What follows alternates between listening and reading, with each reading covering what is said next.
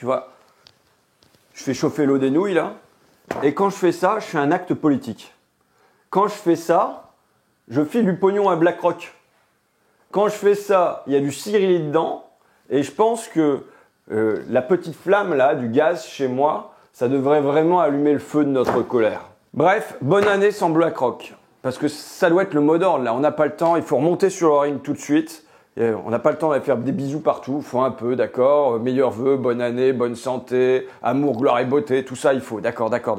Mais tout de suite, il faut repartir au combat, parce que là, on a l'impression que c'est un test qu'ils sont en train de nous faire passer. T'as vu la dernière nouvelle, là? Décret du 31 décembre 2019, promotion et nomination dans l'ordre national de la Légion d'honneur, donc ça c'est Légifrance. Et là, en page 2, on a Monsieur Cirelli Jean-François, président d'une société de gestion d'actifs, ancien vice-président et directeur général délégué d'un groupe industriel énergétique. Il était chevalier, le voilà promu officier de la Légion d'honneur. Et on a l'impression que au-delà des retraites, c'est presque comme si c'était un test qu'il fallait nous faire passer.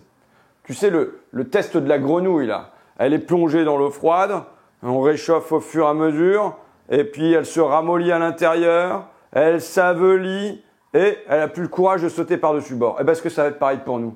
C'est ça. Moi, je dis, j'ai un mot un peu plus avant, je dis mithridatiser.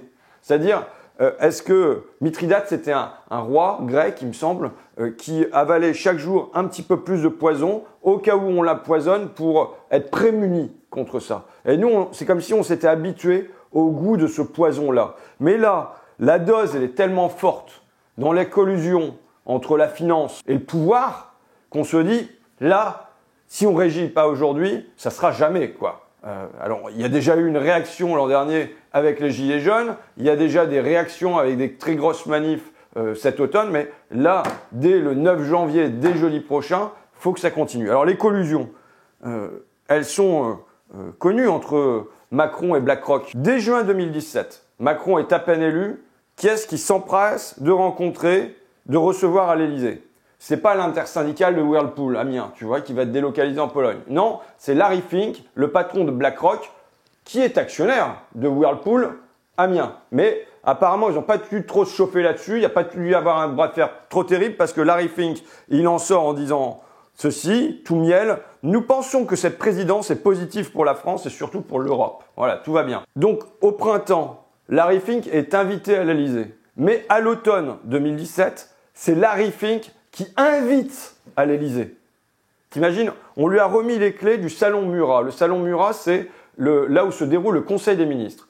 Pas une seule fois, ça n'a été privatisé. Et voilà que ça l'est. On a remis au patron de BlackRock les clés de la salle du Conseil des ministres. Et il invite qui veut. Il invite le Gotha de la finance mondiale à faire son séminaire à l'intérieur même de l'Élysée. Ça en dit quand même énormément sur ce pouvoir qui s'est installé au cœur du pouvoir, le pouvoir financier qui s'est installé au cœur du pouvoir politique. Est-ce que on a pensé, par exemple, à faire la même chose avec la Fondation Abbé Pierre? Tu vois, à laisser les clés pour un colloque sur le logement, le mal logement en France à la Fondation Abbé Pierre ou à TD Carmonde ou au Secours Populaire. Ça n'a pas traversé l'esprit de nos dirigeants. En revanche, on remet les clés de l'Élysée à BlackRock. Et lors de cette même journée, donc ça c'est documenté par le Canard enchaîné, hein, lors de cette même journée du 25 octobre 2017, non seulement ils s'installent à l'Élysée, mais en plus ils font défiler devant eux 5 ministres. Le premier d'entre eux, Édouard Philippe, mais aussi Elisabeth Borne, Benjamin Griveaux, Muriel Pénicaud, Bruno Le Maire, qui tous viennent présenter les réformes, un par un. Tu vois, comme des bons petits élèves, ils ont leur papier, là, leur petit dossier, et ils viennent présenter à BlackRock. C'est le nouveau maître, et donc il faut qu'ils nous remettent des satisfecit. Alors, est-ce que c'est bien fait, c'est pas bien fait, tout ça? Est-ce que, à un seul moment, les ministres et le gouvernement s'est comporté de la même manière à l'égard de Greenpeace, ou à l'égard des Amis de la Terre, ou à l'égard de Oxfam, en disant, bah voilà, notre réforme sur les retraites, c'est ça qu'on compte faire. Qu'est-ce que vous en pensez que ça va avoir comme conséquence sur l'environnement, sur les inégalités, sur tout ça? Comment vous jugez ça? Quelle note on va recevoir? Tu vois, il n'y a pas ça à un seul moment. Le seul qui compte, c'est BlackRock, donc qui, ce 25 octobre 2017, a pris les clés de l'Élysée. Mais tu sais, même quand c'est l'environnement qui est en question. Je suis allé au One Planet Summit, qui était en décembre 2017, 2 mois après. Qui sont les stars là? Est-ce que ce sont ces ONG, Oxfam, les Amis de la Terre, Greenpeace? Pas du tout. Les stars, ce sont les mêmes. Ce sont les fonds d'investissement anglo-saxons, et le premier d'entre eux, c'était Larry Fink, qui était applaudi et tout ça, parce qu'il allait investir en Afrique pour le développement écolo de l'Afrique. Pour l'instant, il n'y a rien. Mais c'était lui qui était, et on nous disait, finance is not the enemy, finance is the key. La finance n'est pas l'ennemi, la finance, c'est la clé du problème. Alors pour nous, la finance est le problème. Je passe sur un certain nombre de choses. La nomination de Jean-François Cirelli au club d'action publique CAP 22 de Édouard Philippe, qui doit donner la direction de l'action publique. Et donc voilà, le patron de BlackRock est à l'intérieur alors qu'il n'y a aucun syndicaliste. Pas personne de la CGT, mais même personne de la CFDT. Personne de la CGT, personne à l'intérieur, mais il y a le patron de BlackRock. Je passe sur la note qui avait été adressée au moment de la loi Pacte. Le bon plan retraite, qui disait c'est vachement bien ce que vous faites parce qu'il y a un problème aujourd'hui en France, c'est que seuls 130 milliards d'euros ont été collectés dans les produits des plans d'épargne retraite collectifs et individuels. Donc, il faut développer ça. Ce que vous allez faire avec la loi Pacte, c'est bien. C'est le premier étage de la fusée. Et au fond, là maintenant, ce qu'on nous met en place, c'est le deuxième étage de la fusée. La loi Pacte vise spécifiquement à combler les lacunes structurelles. Donc voilà, c'était la note envoyée au gouvernement. La bonne note, hein, ils mettent des bonnes notes au gouvernement. Hein, ils sont contents. Là, c'est sûr que si c'est les financiers qui votent, Macron est réélu. Hein. Je passe sur les tonnes d'encens délivrés par les dirigeants de BlackRock à l'égard de ce gouvernement et du président, des dirigeants de BlackRock France, de BlackRock Europe, de BlackRock Monde avec Larry Fink. Je passe sur cette permanente collusion. Bon, ah merde. Alors mon portable il sonne, je vais vous expliquer pourquoi. C'est parce que je cherche à organiser un bonne année sans BlackRock mardi soir au théâtre de la compagnie Joline Môme à Saint-Denis au métro Front Populaire. Donc voilà pourquoi le portable sonne, parce que j'ai lancé quelques contacts pour savoir qui est-ce qui viendrait. J'arrête le de pâte, c'est en train de bouillir. C'est efficace BlackRock et Cirelli quand même. Hein. Bon, j'en viens au pompon. La Légion d'honneur. Alors les ministres, ils nous disent, ils passent dans les médias là, ils disent c'est une mauvaise polémique. Ce n'est pas aux dirigeants de BlackRock que cette récompense est délivrée, c'est à la carrière de hauts fonctionnaires, etc., etc., etc. Mais justement, c'est cette carrière qui devrait lui valoir à Jean-François Cirelli et quotidiennement la Légion du déshonneur.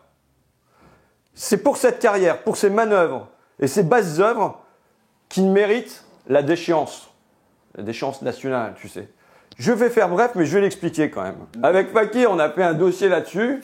Un dossier qui s'appelle le scandale du gaz. Pourquoi? Comme les retraites, Gaz de France est issu de la Libération. En 1945, le ministre Marcel Paul nationalise les réseaux de gaz et d'électricité.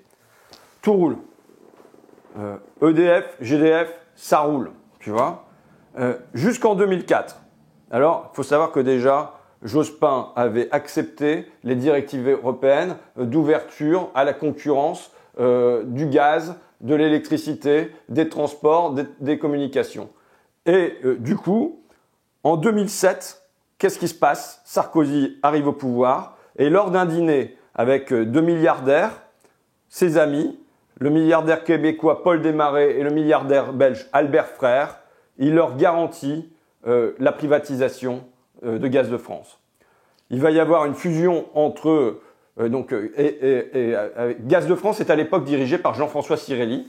Et il va y avoir une fusion avec Suez qui est dirigée par Gérard Mestralet.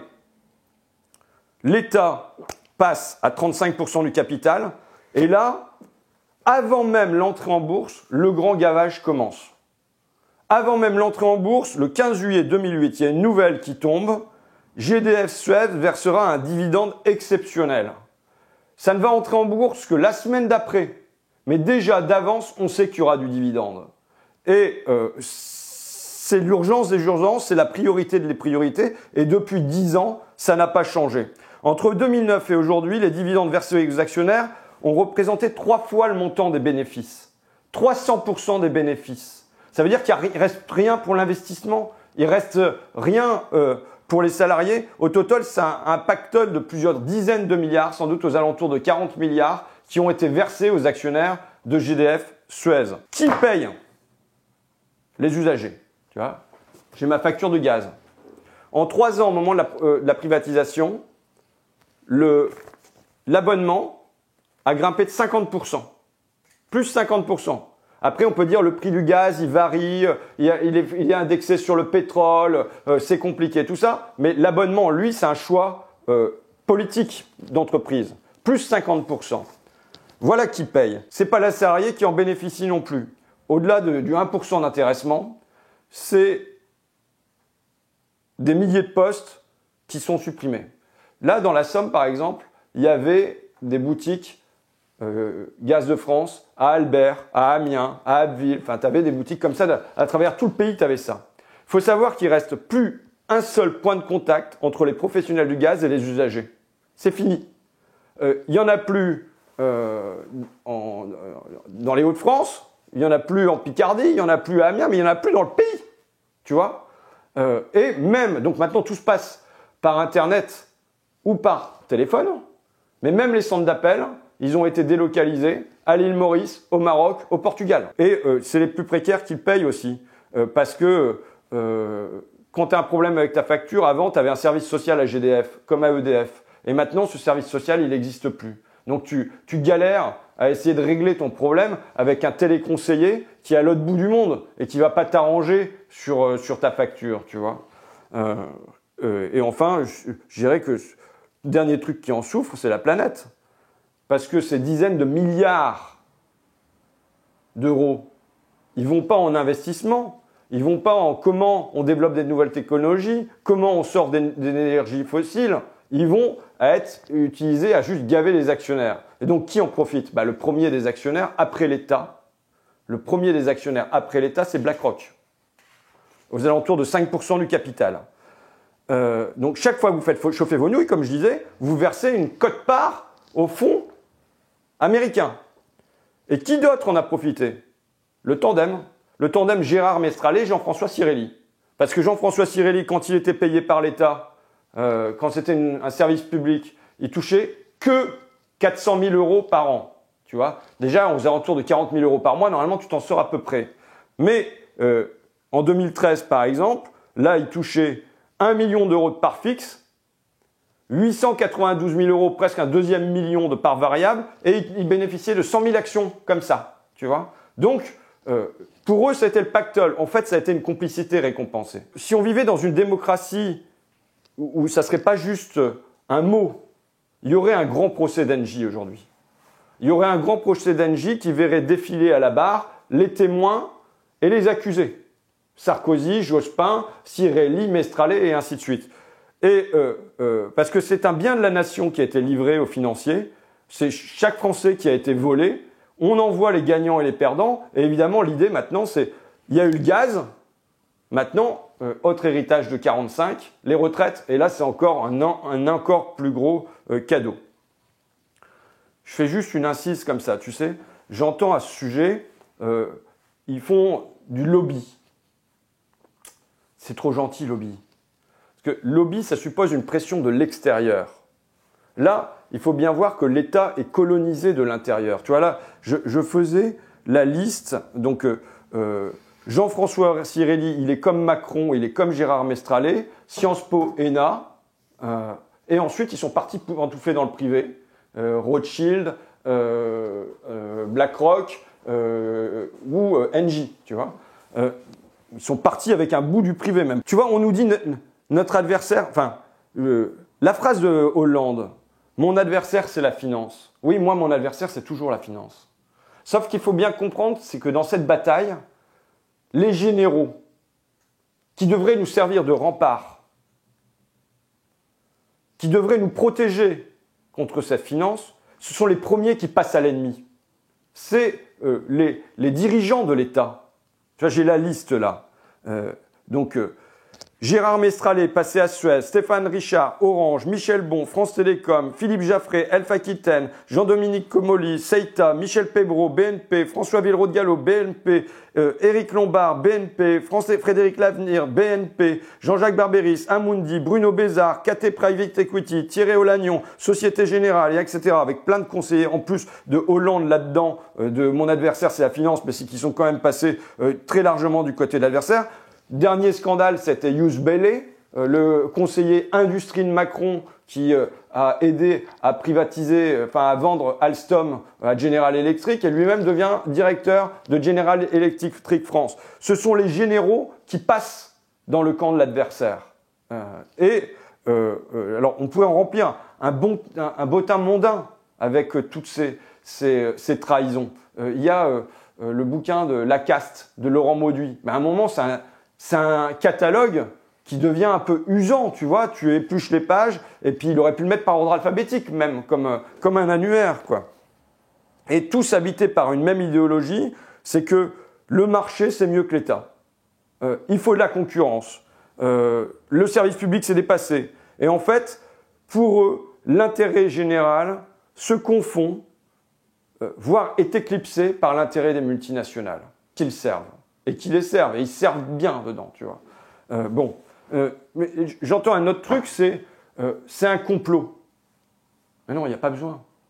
Il n'y a pas besoin d'avoir un complot. Il y a cette citation que j'aime bien de Alain Accardo, sociologue, qui dit ceci. Il n'est pas nécessaire que les horloges conspirent pour donner pratiquement la même heure en même temps. Il suffit qu'au départ, elles aient été mises à l'heure et dotées du même type de mouvement, de sorte qu'en suivant son propre mouvement, chacune d'elles s'accordera grosso modo avec toutes les autres. La similitude du mécanisme exclut toute machination. On a des horloges qui ont été réglées pareil. Macron, Mestrallet, Cirelli et compagnie, ils ont tous été réglés à Sciences Po. Ils ont été réglés à l'ENA. Ils ont été réglés au ministère de l'économie et des finances. Ils ont tous habité par la même idéologie, la même psychologie de le marché, c'est mieux que l'État. Il faut la concurrence et non plus des services publics. Et surtout, ils confondent l'intérêt général avec l'intérêt des multinationales. Et ils les servent. Et ils se servent. Tu sais, j'entends, tu veux me dire que j'entends beaucoup de trucs. J'entends, c'est bien que les Américains investissent en France. Je suis allé regarder dans le dictionnaire. C'est ma petite manie de linguiste. La première définition de investir, elle date de 1410. Mettre en possession d'un fief, entouré avec des troupes, cerner, encercler, assiéger, investir une place forte, de l'italien investire, entouré avec des troupes, un objectif militaire. Alors, est-ce que c'est si bien que les Américains investissent en France, tu vois? Alors, la deuxième définition, elle arrive longtemps après, en 1922, tu vois, 1410 pour l'autre, 1922, et là, c'est oui, employer, placer des capitaux dans une entreprise. Mais c'est pas inintéressant quand même, le passage de l'un à l'autre, parce que quand j'entends dans ses vœux Emmanuel Macron, avec un certain kilo, citer le Conseil national de la résistance, comme pour mieux l'enterrer, le Conseil de la résistance, il disait quoi? Il disait indépendance à l'égard des puissances d'argent, indépendance à l'égard des puissances étrangères. Et c'est comme si Macron, lui, nous offrait les deux en un. La dépendance, la vassalité à l'égard des puissances d'argent étrangères, tu vois.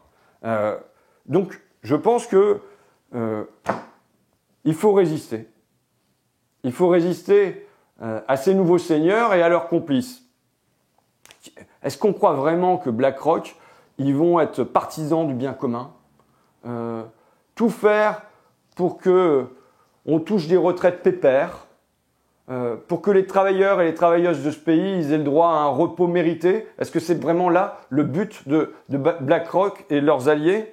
Le mal qu'ils ont fait à Alstom, le mal qu'ils ont fait à Alcatel, le mal qu'ils ont fait à Arcelor, tu vois, je reste dans les A là, juste dans les A, Alcatel, Arcelor, Alstom pour les dégâts de la finance. Je rajoute Engie quand même, mon gaz derrière, mes nouilles. Ils vont le faire à nos retraites. Donc je pense qu'il faut un sursaut, pas seulement pour les retraites, mais pour la démocratie.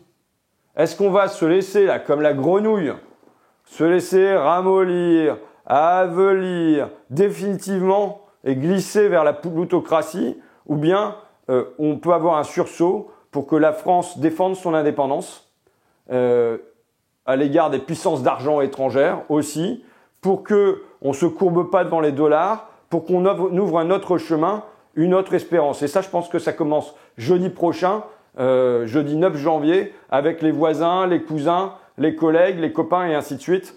Et parce que ce qui nous habite au fond, c'est que la planète et les hommes ont besoin de repos. Tu vois, il faut pouvoir être un petit peu en jachère, avoir des temps qui sortent de la consommation et de la production. Est-ce que l'objectif de la roche noire, Black Bloc, et de Macron et de tous les financiers, c'est de permettre qu'on ait ce repos, les hommes et la planète en repos, ou ça va être toujours travailler plus pour gagner plus, pour consommer plus, pour travailler plus, pour consommer plus, pour gagner plus. Il faut que le hamster sorte de cette roue. Donc il faut qu'on retrouve une certaine marge de manœuvre pour imposer ça. On dit quoi? Bonne année, bonne santé, amour, gloire et beauté. Et donc mardi 7, je pense, il y a Olivier Besancenot qui a répondu qu'il était d'accord, Cécile Marchand des Amis de la Terre qui a répondu qu'il était d'accord, Béranger Cernon de la CGT Cheminot qui a répondu qu'il était d'accord, pour se donner rendez-vous à Jolimum pour souhaiter nos meilleurs vœux sans BlackRock. J'ai quand même dit la roche noire Black Bloc. Ah, j'ai dit Black Bloc. Alors, je vais dire, c'est Vincent qui a trouvé ça. BlackRock casse plus que les Black Blocs.